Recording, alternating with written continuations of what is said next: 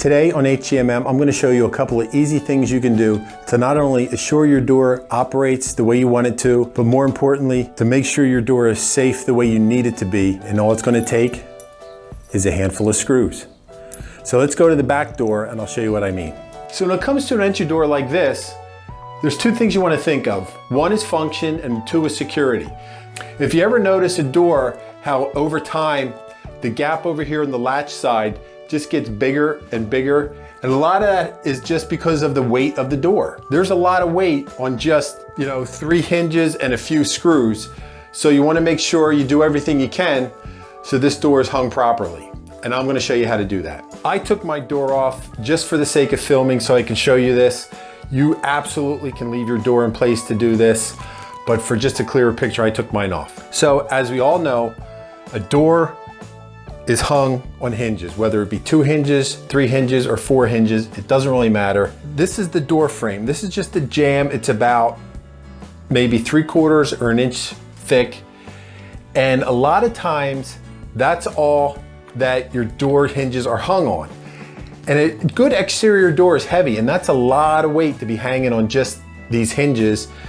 So a big problem that causes the doors to sag is the hinges and the screws.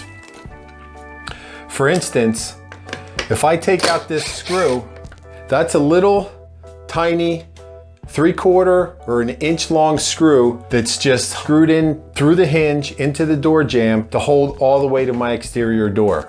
And that's just not enough. What I like to do is take out the screw that comes with the door and replace it with a much longer screw. And if I replace it with this long 3-inch screw, it goes through the door jamb into the framing behind. Like behind here, there's going to be at least two framing members that support the house. And that's what this long screw is going to get into. So this screw will hold the hinge in, and it'll be much more sturdy, and it's into the meat of the house, and it's less likely to allow the door to sag. So that's all I'm going to do.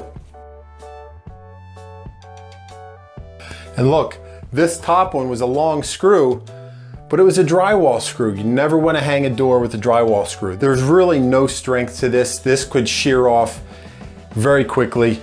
You want to hang doors and hardware with good, hardened, heavy duty screws. Okay, now as far as the door lock goes, what you have to remember is a lot of times these door jambs and door frame materials are made out of pine, but it's basically scrap. Now you do have these metal plates here to reinforce the hole that your deadbolt or your door latch go into, but should you have a real determined burglar, he could easily just kick this out.